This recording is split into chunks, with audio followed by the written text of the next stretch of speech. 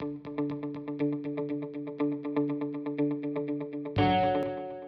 everyone, I'm Tatiana and I'm joined by Gaby today, and we're going to be doing a C2C. So I'll start with the first question. Why do you think that the discussions over natural resources and the environment and everything are so controversial and polarizing in Canada? And how do you think we can change this? So yeah, that's really interesting. It's hard to pinpoint exactly like how it happened, I guess, but I think from the start, it was probably because there was no one area in Canada where like all the resources were present for people to learn about all the resources. So for example, I did my schooling in Halifax, and when I was in Halifax, I learned about like sustainable fishing, and I learned more about the fishing industry. And I guess people from BC would probably know more about the fishing industry as well. But then people who are from central Canada probably don't know much about that industry. So definitely started with what people knew, what they grew up around, which I think is great. It's awesome to have, a variety of experts across the country. But then I think when the polarization it sort of started was probably around when social media started becoming a big thing, because there were people maybe who weren't exactly like experts on certain industries that were writing articles and forming opinions and sort of getting other people to try and form similar opinions. And it was just so easy to share those things. And people read one article and then they think that they're an expert on something and they know everything about it. So I feel like that's maybe how it started. And in terms of improving it, that's also kind of a difficult one. But I think starting to share some good educational and balanced content. So not everything that you see on the social media comes with a really big, like capitalized, bold title that is sort of says like, we think this, and we also think that you should think this way too. It's pretty aggressive. I think I know SFC tries to do this as well. Their main focus, instead of telling people to think a certain way, is sort of like, here's the facts and you do what you will with them. You can form your own opinion, you can do your own background research and all that stuff. So it's less of like, this is bad, this is good, you should think this. It's more, here's what we think is important to know, and then do what you want with that information. Yeah. So I think that's one way, that's one direction that we can take. But yeah, I would love to hear your opinion on that too, especially with your unique background. Yeah, no, I totally agree with that. I think that like how so much of the polarization started with social media, 100%. Like even with politics, I remember years ago it was like considered impolite to ask like who you were voting for, like what you thought were. And now it's like it's just the norm of what people talk about is so different. And I think that kind of changes just people's comfort levels with certain topics, or just like how they feel about other people with other opinions. So yeah, I know. I think that like a big part of it is just a lot of the emotional, like a lot of the debates or a lot of the arguments that happen are founded in emotional elements, like and on any side of the conversation. And that's normal as humans if we have those emotional ties that we are attached to. But I think that a lot of the time when that happens, people can really stick to their guns, or they'll think that by disagreeing that means that someone is completely taking away your validity or vice versa. And so I feel like a good way to kind of change that is just making like the meta of talking, having conversation is just like casual, you know what I mean? Like not feeling like if you're going to talk to someone, they're going to like just like march down your parade and be like, that's wrong, that's wrong, that's wrong. Like, it doesn't have to be an argument or a debate all the time. It can just be a conversation. And I feel like that kind of the art of just having a casual conversation has kind of been lost a little bit. And I feel like that's something that could be really helpful, and just people are remembering that we're all just humans and we have probably more common ground than we have not common ground. And like, exactly, we all come from the same place, like the earth, like, and obviously we have our little like small differences here and there, which can be big differences. But at the end of the day, like we're still living on this planet together and are trying really hard to cohabitat in a way that's, or co-inhabit, whatever that word is, in a way that, is just the best it can be. So yeah, I feel like just kind of changing the way and shifting the way we think about conversations, in general.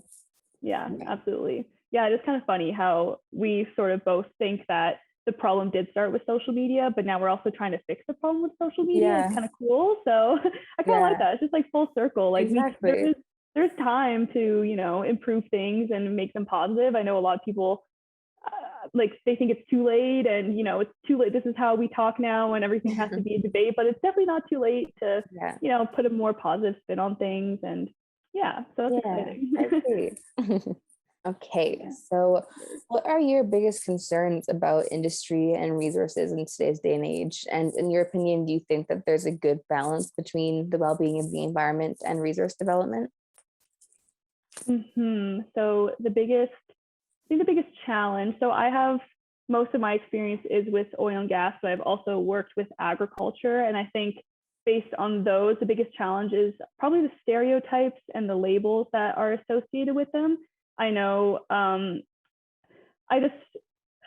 first thing when people think about oil and gas is they think there's like these oil and gas are these big like soul-sucking corporations, and it's not like that at all. I've had a huge variety of experience in my co-ops and stuff, and all the companies I've worked for have been pretty similar in a good way. Like it's just a bunch of hardworking, smart people that are passionate about what they do, and they want to share their experience and their education. So I think, the biggest thing is the stereotypes. And I think people don't realize that this is just normal people in the best way possible. These are regular people doing their regular jobs, and they come to work every day trying their hardest. And so I think that is the biggest problem, is just trying to get rid of those stereotypes. And for the second part of the question, just to circle back, I definitely do think there is a balance. I think Canada does have a very impressive record in terms of ESG, and for lack of a better word, I do think Canada and our natural resource industries are very woke, I guess, when it comes to the environment and social and government. So people don't see what's happening behind the scenes and how much time and money is put into improving that record that's already really good, and developing and improving technology that has existed for so long. There's a lot of work that goes into that, and people just don't tend to see it. So companies are definitely not ignoring the problem at all, because it is in their best interest to take the feedback, take the information from reports that are coming out, take people's feedback and use that to make their company better, because no one wants to let go thousands of employees. People don't want these companies to have to shut down, and then people have no jobs, and that just leads to so many other problems. So it's definitely in their best interest to tackle the issues. And that's an amazing thing that a lot of companies are doing. Like they're ahead of the game. They are already tackling the issues. They're already putting their time and efforts into developing this better technology. So I absolutely do think there is a balance. And it's important to just like share our successes and share the work that's going on. Because it's really exciting and it's cool stuff. So it's important for people to see that aspect.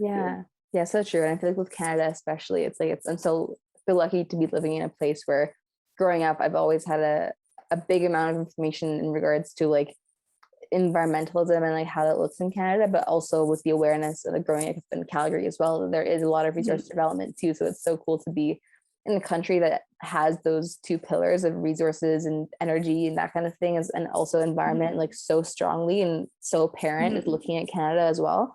In the interest of time, maybe do you want to ask me your question that was different, and then we can do that one? Yeah. Okay, cool. Sounds good. So my question for you was, what do you wish that more people knew about Canadian natural resource industries? Ooh, I feel like okay, I think that like just in general, I think the knowledge that there's no perfect company, there's no perfect person, there's no perfect industry, but there's also no completely like, I mean, I'm sure there's some like in the world, but like when it comes to Canada and our resources, like it's not just black and white. There's so much more nuance and gray area in between. And I feel like just having again, like going back to the conversations, I think if more people knew the efforts that some companies were doing, I think that would kind of make them feel a little bit differently. And I also think coming from someone who is more on the environmental side of things, getting into this kind of work, there's obviously a lot of my own personal roadblocks, and just like learning to be more open and not just like judging it like straight off the bat. And one thing I think that can really help in opening your mind up to that is noticing and realizing, actually like turning back on yourself and realizing how much stuff in your own life you actually use. Like when I was like in high school, I was like, I don't want oil and gas. Like, I want it to all be renewables, like right now, all this stuff. But then I read this thing where it was like, these are all the things that come from like petro like products or just whatever, like things from that. Yeah. And I was like, wow, like my contact paste is like my toothbrush, like my little, like my house, like, so much stuff, like electricity, all those things that I rely on every day is something that I couldn't just like give away, just like that. And so I think that even like talking to people who are more on the environmental side and being like, hey, like, yeah, we all want to get to that point where we can be more renewable. We do want to transition, but just look at your own life right now and like, how actually realistic is that? Like, how are we actually going to do that without these things? Like, what are ways that we can actually bring it forward in a way that is good for people and the planet, So I think just kind of,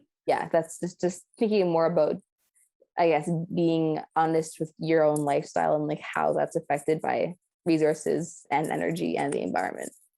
Yeah, absolutely. Yeah, I love that you mentioned like how big of a difference it makes on your lifestyle. And I even noticed like, so ever since I started doing co-ops, like the money I make at those co-ops at oil and gas companies has allowed me to become more sustainable as an individual. Like I can buy more local foods now because I can do that as a student, which is actually really exciting that I wasn't able to afford that before, but now that I put in the work and learned a lot, I'm able to do that myself. And I can maybe in the future purchase a car that is more eco-friendly, that has, an eco-friendly option, or maybe an electric vehicle instead of having to opt for the cheaper version. And I love that. So it is kind of hard to have a love-hate relationship. Like, of course, we want to make all these changes, but then it's also allowing me to make individual changes. So it's not like, how do I navigate this? It's difficult and it's complicated. So yeah, I definitely agree with that about, how it affects your life as an individual. And I realize that. Exactly. That love-hate relationship.